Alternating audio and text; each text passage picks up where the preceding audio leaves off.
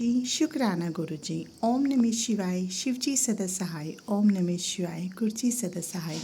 संगत जी, अगर आपके घर में पितृदोष है तो आपको एक तेल का दिया, उसमें 2 लौंग डाल के डेली घर से बाहर लगाना है।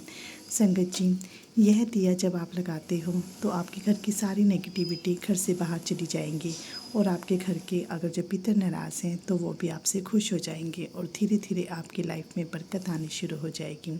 जय गुरु जी। संगत जी, अब मैं शिव महापुराण का नेक्स्ट अध्याय स्टार्ट करती हूँ। ऋषि बोले, हे सूत जी, आप हमें उस पार्थिव पूजन की विधि बतलाइए। सूत जी बोले, हे ब्रह्म ऋषि, मिट्टी से बनाई हुई प्रतिमा का पूजन करने से पुरुष हो या स्त्री सभी के मनोरथ सफल हो जाते हैं। इसके लिए नदी, तालाब, कुओं या जल के भीतर की मिट्टी लाकर सुगंधित द्रव्य के चूर्ण से उसका शोधन करें, फिर दूध डालकर अपने हाथ से सुंदर मूर्ति बनाएं। पद्मासन द्वारा उस पार्थिव प्रतिमा का आदर सहित पूजन करें।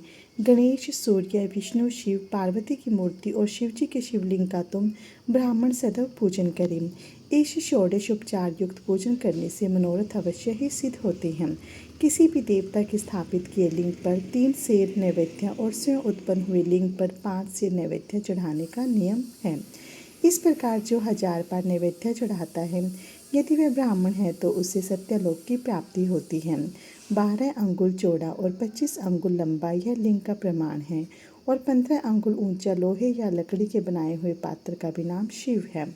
इसके अभिषेक से आत्म शुद्धि, गंध चढ़ाने से पुण्य प्राप्ति, नैवेद्य चढ़ाने से आयु तथा धूप देने से धन की प्राप्ति होती है।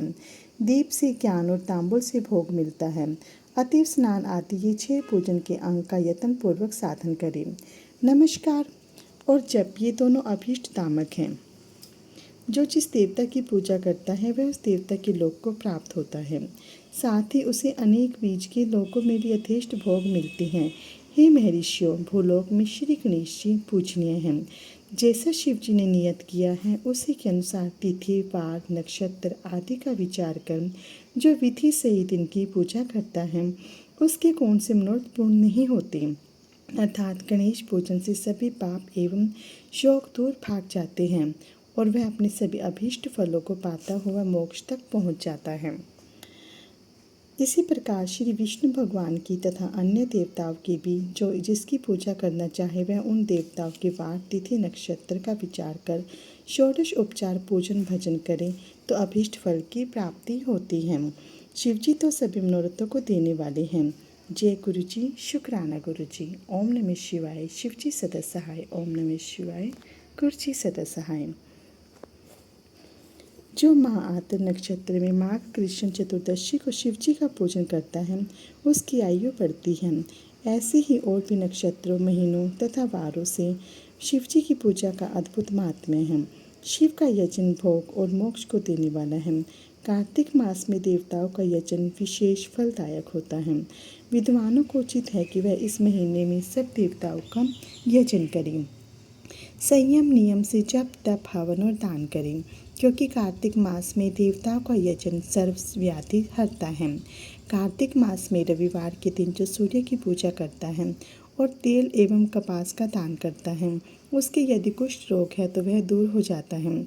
जो अपने तन एवं मन को जीवन पर्यंत शिव के अर्पण कर देता है उसे शिव जी अपनी सायुज्य मुक्ति प्रदान करते हैं।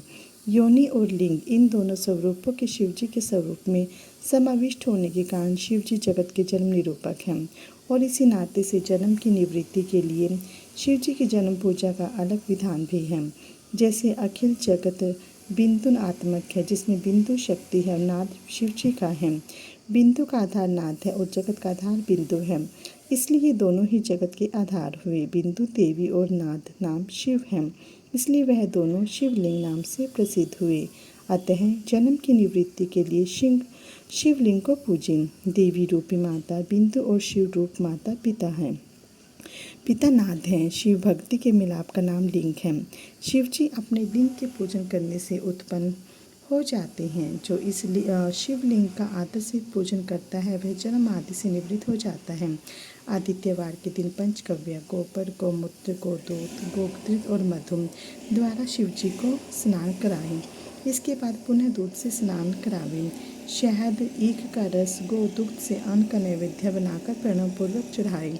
जो इस तरह आदित्यवार के दिन प्रेम से महालिंग की पूजा करता है उसका पुनर्जन्म नहीं होता। रुद्राक्ष धारण करने से चौथाई, विभूति धारण करने से आधा, मंत्र जपने से पौन, पूजन से पूर्ण भक्ति प्राप्त करता है। जय गुरु जी, शुक्राना गुरु जी। ओम नमः शिवाय। शिव जी सदा सहाय। ओम नमः शिवाय। गुरु जी सदा सहाय। जय गुरु जी।